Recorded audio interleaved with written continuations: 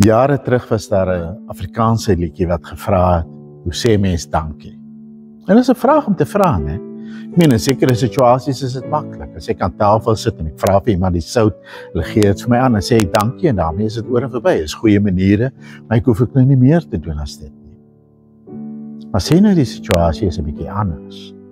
Sê nou byvoorbeeld ek gaan swem en 'n stroom vat my in die see. En ek kan myself nie red nie, ek is besig om te verdrink en iemand waag sy lewe om my te kom red. Hoe sê ek dankie vir so 'n lewensredder? Of sê nou ek wil op 'n dag dankie sê vir iemand wat haar lewe met my gedeel het, wat lojaal was aan my, wat my ondersteun het, wat my vreugde gegee het. Hoe sê ek dankie vir iemand wat haar hele lewe met my gedeel het? Hoe sê mens dankie vir die groot dinge, die goed wat regtig die moeite werd is? Ek dink mense sal altyd voel dat al probeer jy jou bes om dankie te sê, is enige dankie minder as dit waarvoor jy dankie sê.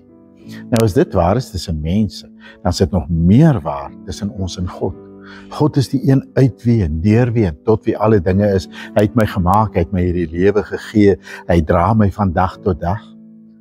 Wat meer is, God gee vir my die ewige lewe deur sy seun. Sy seun het mens geword, vir ons aan die kruis gesterf, opgestaan, die dood oorwin, vir ons die ewige lewe gegee. God stort daardie lewe in my uit deur die Heilige Gees. Hoe sê ek dankie vir God vir die gewone lewe? Hoe sê ek dankie vir God vir die wonder van ewige lewe? Hoe sê ek dankie? Psalm 116 is 'n psalm wat hierdie vraag vra en dit ook probeer beantwoord. So kom ons luister na die psalm. Ek het die Here lief, want hy luister na my stem, my smeekgebed. Ja, hy draai sy oor na my, en solank ek leef sal ek hom aanroep. Bande van die dood het my omsluit, angste van die doderyk het my oorval. Benoudheid en bekommernis het ek ervaar. Toe het ek die naam van die Here bly aanroep. Ag Here, red tog my lewe. Genadig is die Here en regverdig. Ons God is barmhartig. Die Here beskerm onkundiges. Ek is nietig, maar hy het my verlos. Kom weer tot rus my siel, want die Here het goed gedoen aan jou. Ja, U het my lewe van die dood gered, my oë van trane, my voete van struikeling. Ek mag leef in die teenwoordigheid van die Here in die land van die lewendes. Ek het bly glo self toe ek gesê het ek is swaar beproef. Ek is een wat in my angstigheid gesê het alle mense is leenaars. Hoe kan ek die Here vergoed vir al sy goeie dade aan my? Die beker van verlossing sal ek oplig en die naam van die Here aanroep. My geloftes aan die Here sal ek betaal, daarvoor sy hele volk. In die oë van die Here is die dood van sy troue volgelinge 'n duur verlies. Ag Here, omdat ek die dienskneg is, ja ek is die dienskneg, die seun van die diensmeisie, het U my boeye losgemaak. Aan U sal ek dankoffers bring en die naam van die Here aanroep. My geloftes aan die Here sal ek betaal, daarvoor sy hele volk, in die voorhoewe van die huis van die Here, in jou midde, Jerusalem. Halleluja. Ek dink 'n mens kan op twee maniere probleme hê met hierdie aangrypende psalm. Die een is dat jy dalk kan voel, maar dit wat hierdie man ervaar het, het ek nog nooit ervaar nie. Ek het nog nooit soos hy die dood in die oë gekyk nie. Dit is baie duidelik dat hy in die situasie was, amper van daai persoon van wie ek vroeër gepraat het, wat verdrink in die see en dan 'n lewensredder het wat hom kom red. Hierdie man was besig om te verdrink in siekte, of weet nie presies wat sy situasie was nie, en hy het ervaar hoe die Here soos 'n lewensredder kom, hoe die Here sy hulpgeroep hoor, hoe die Here kom en soos 'n lewensredder vir hom kom red en vir hom die lewe teruggee.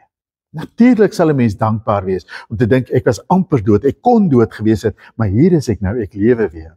En ek het al meer as een keer in my eie bediening daai pad met mense saamgeloop, van mense wat sê dat ek my lewe teruggekry het, dat ek na hierdie operasie of na hierdie siekte of na hierdie ongeluk weer kan aangaan met die lewe, is my net 'n genadegawe van die Here self. Maar sê nou ek het nog nooit 'n ervaring gehad nie. Sê nou my lewe het gelyk en gemaklik geloop tot hier toe.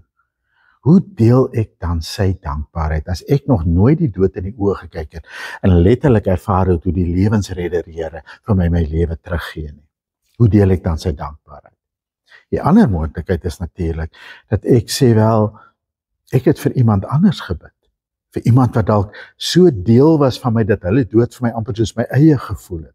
Vir 'n kind miskien, wat siek is, of vir 'n man, of vir 'n broer, of 'n vrou, of 'n vriendin, of wie ook al, maar vir iemand gebid, en die Here het nie gehoor nie. Het is vir my asof die Here nie sy oor na my gedraai het nie. Die Here het nie genees nie, die Here het nie die lewe teruggegee nie, en ek moes daardie persoon aan die lewe aflei, ek moes daardie verlies lei. Hoe kan ek dan dankbaar wees? En dit is asof die psalmdigter tog te midde van sy dankgebed dit ook besef. Want hier heel laat in die psalm sê hy, vir die Here is die dood van sy geliefdes 'n duur verlies. Dis iets kosbaars, ons lewe is vir hom kosbaar, ons is vir hom kosbaar, en dat ons daarom deur die dood moet gaan, is vir hom geen geringe saak nie. Dis vir die Here 'n duur verlies. Die Nuwe Testament sê vir ons, dit is vir die Here so 'n kosbare saak, dat hy in Christus mens geword is. Sy seun het mens geword, om ons dood te kom sterwe, om ons dood te oorwin, om vir ons die ewige lewe te gee. So ons dank die Here nie net vir die gawe van die lewe nie, ons dank hom ook vir die gawe van ewige lewe, vir dit wat hy in Christus gedoen het, om mens te word, om te sterf en op te staan en die dood te oorwin, sodat ons kan lewe, sodat ons ewig kan lewe. Maar dan bly die vraag, hoe sê ek dankie? Hoe sê ek dankie vir dit wat Christus gedoen het? Hoe sê ek dankie vir die wondergawe van die ewige lewe? Maar ook, hoe sê ek dankie vir die gewone lewe? Nou wil ek sê dat al was ek nog nooit ernstig siek, al het ek nog nooit op daai manier die dood in die oë gekyk nie, moet ek tog besef dat elke oggend as ek wakker word, gee die Here opnuut vir my die lewe. Elke dag is 'n genadegawe van die Here. En mense wat siek was, sal maklik vir jou sê, maar ons waardeer ons gesond wees nie genoeg nie. Ons waardeer die feit dat ons gesond is nie genoeg nie. Ons besef nie wat 'n wonderwerk gesond wees eintlik is nie. So, dis waar ons in die psalmdigter mekaar kan ontmoet. Is om te sê, elke dag waar ek lewe, wat ek my oë oopmaak, is 'n wonderlike genadegawe van die Here. Of ek nou die lewe as dit ware uit die dood terugkry, of ek die lewe ontvang in geloof as die ewige lewe, en of ek dood eenvoudig opstaan en besef, maar die son skyn en ek kan met my dagtaak aangaan. Elke dag is 'n geskenk van God. Is God wat vir my sê, hier is die dag vir jou, kom lewe. God wat my lewe vir my gee. Hoe sê ek dankie vir die wonder van die lewe? Ja, die psalmdigter gee vir ons 'n paar maniere. Die eerste is dood eenvoudig. Ek sê dankie deur die Here te loof en te prys vir die lewe. Deur in dankbaarheid voor hom te kom en my dankbaarheid uit te spreek teenoor hom. Deur te sê, Here, ek weet, U is die God met wie ek praat. Ek weet U luister na my. Selfs wanneer ek kwaad is of ontsteld is, kan ek by U kom kla. Ek kan selfs vir U kom sê, Here, maar waarom? Ek kan by U kom huil, maar ek weet, ek deel my lewe met 'n God wat sy oor na my luister, na my neig. Ek deel my lewe met 'n God wat na my luister. Ek weet, Here, U hou my in die lewe. U sit die kos op my tafel. U gee vir my die krag om te werk. U gee vir my die lig wat skyn in die oë om die lig te sien. U gee vir my so baie dinge. En ek gaan nie fokus op wat ek nie het of wat verkeerd is nie. Ek wil ook fokus op dit wat reg en goed en wonderlik is. En ek wil U kom loof en prys. Wat vir my so mooi is dat die psalmdigter nie net vir God loof vir wat hy vir hom gedoen het nie. Dis waar hy begin. Hy loof God vir sy wonderdade. Die Here het goed aan my gedoen. Maar hy loof God uiteindelik ook vir wie hy is. Genadig is die Here en barmhartig en regverdig. Hy loof God vir wie hy is. Dit is tog iets wat in elke diep verhouding moet gebeur. Dat ek byvoorbeeld my vrou nie net loof vir wat sy vir my doen nie, dit moet ek ook doen, ek moet daar erkenning gee daaraan, maar dat ek haar waardeer vir wie sy is, en dat ek daardie my opgewondenheid, my vreugde in wie sy is uitspreek. En ek dink dis 'n basiese lewenshouding wat die psalmdigter ons kom aanleer. Loof die Here vir wat hy doen, maar loof die Here ook vir wie hy is. En as dit dan nou vir my voel, maar niks loop soos wat ek wil hê dit moet loop nie, dan kan ek soos Habakuk 3 nog steeds sê, al sou die vye boom nie bot nie, en al sou alles verkeerd loop, nogtans sal ek in die Here jubel, want ek loof hom, nie net vir wat hy gee, vir wat hy doen nie, ek loof hom vir wie hy is. Dis die eerste manier waarop ek kom dankie sê, om die Here te loof vir wat hy doen, en vir wie hy is. Die tweede manier is vir my interessant hier. In vers 7 kom sê die psalmdigter, ek moet nou tot rus kom, want die Here het goed aan my gedoen. Hy bring hom as dit ware tot rus. Ek moet my siel, my binneste tot rus bring. Dis ook 'n manier van dankie sê aan die Here, om tot rus te kom, om tot stilstand te kom. Ons raak so maklik onrustig, opgejaag, angstig oor 101 dinge. Maar wanneer ons tot rus kom, dan ontdek ons hierdie vrede wat alle verstand te bowe gaan, waarvan Paulus in Filippense 3 vra. Die vrede van ek weet God is by my, en ek is tevrede met waar ek is tevrede met my lewe, ek sien die goeie in my lewe, en ek kom tot rus, want ek weet my lewe is in God se hande, en ek weet die Here doen goed aan my. Maak nie saak wat mense aan my doen nie, maak nie saak wat ek self aanvang nie, ek fokus op die goeie wat die Here aan my doen, en ek kom tot rus, ek kom tot stilstaan, ek kom in die vrede van die Here in. En dis juist wanneer ons tot rus kom, dat ons dankie sê by die Here. Dink weer aan 'n menslike verhouding. Watter groter kompliment kan iemand by jou gee, as om tot rus te kom by jou? As om te sê, ek wil sommer net by jou wees. Jy hoef nie vir my iets te doen nie, jy hoef nie vir my iets te sê nie, net om sommer by jou tot rus te kom en by jou te wees, is al vir my genoeg, want ek waardeer jou vir wie jy is. En dis juist in ons tot rus kom, ons tot stilstand kom by die Here, en ons ervaring van, nou is ek in die Here se hand, en nou kan ek regtig sommer net by die Here wees. Dis juist in daardie tot rus kom, dat ons diepste dankbaarheid aan die Here bewys. Dat ons vir die Here sê, Here, U is vir ons genoeg, ons het niks meer nodig nie. Die volgende manier waarop die psalmdigter vir ons wys hoe om dankie te sê, is deur te sê, maar ek bring dankoffers. Ek gee vir die Here, ek kom na die tempel toe, ek bring 'n offer en ek gee. Nou ons het nie meer 'n tempeldiens met tempeloffers nie, ons glo Christus het eens en vir altyd die volmaakte offer aan die kruis gebring. Maar ons bring tog nog dankoffers.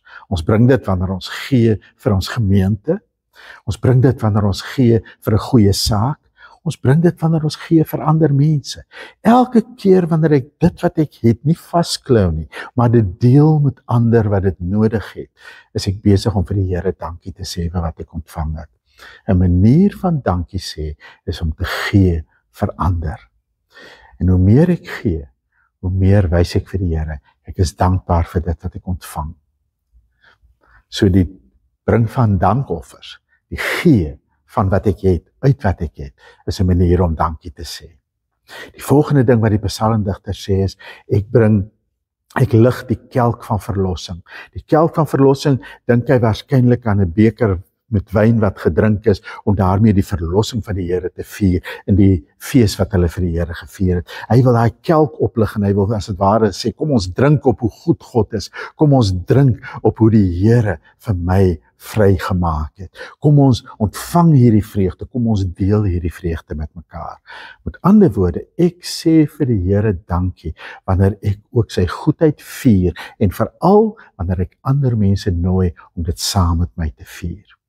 Ek sê met ander woorde vir die Here dankie, wanneer ek my lewe deel met ander, en wanneer ek ander mense se lewens deel, wanneer ek deel in ander mense se pyn, en hulle toelaat om te deel in my pyn, wanneer ek deel in ander mense se vreugde, maar hulle ook uitnooi om in my vreugde te deel, wanneer ek deur te gee, betrokke raak by ander mense se nood, by ander mense se tekorte, maar wanneer ek deur dit wat ek ontvang het, te vier, dit wat die Here vir my gedoen het te vier, wanneer ek mense nooi om te deel in my vreugde.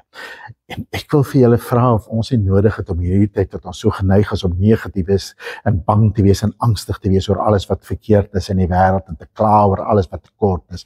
Of ons nie nodig het om daardie kelk van verlossing meer op te lig en te sê kom vier saam met ons die goedheid van die Here. Kom vier saam met ons die genade van die Here. Kom vier saam met ons die manier waarop die Here elke dag vir ons weer die lewe gee nie.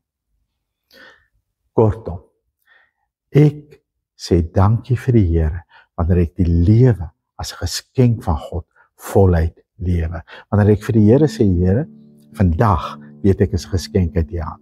En vandag gaan ek voluit werk, voluit ontspan, voluit vier, voluit die lewe deel met ander. Vandag gaan ek die genadegawe van u lewe voluit lewe, deur dit met ander te deel. Ek sê dankie wanneer ek voluit lewe, omdat ek weet, my lewe geskenk van God. Kom ek wat saam. Hoe sê ek veral dankie? Alles wat ek gesê het, kan saamgevat word in die eerste woorde van die Psalm. Ek het die Here lief. Ek het die Here lief. Alles wat hy daarna sê, is eintlik maar maniere om van verskillende kante af te sê, ek weet die Here het my eerste lief gehad, en nou antwoord ek hom. Ek kom met hierdie lied, ek kom tot rus by hom, ek gee my dankoffer, ek lig die kelk van verlossing, ek deel die lewe met ander, ek lewe voluit, want ek het die Here lief, omdat hy my eerste lief gehad het.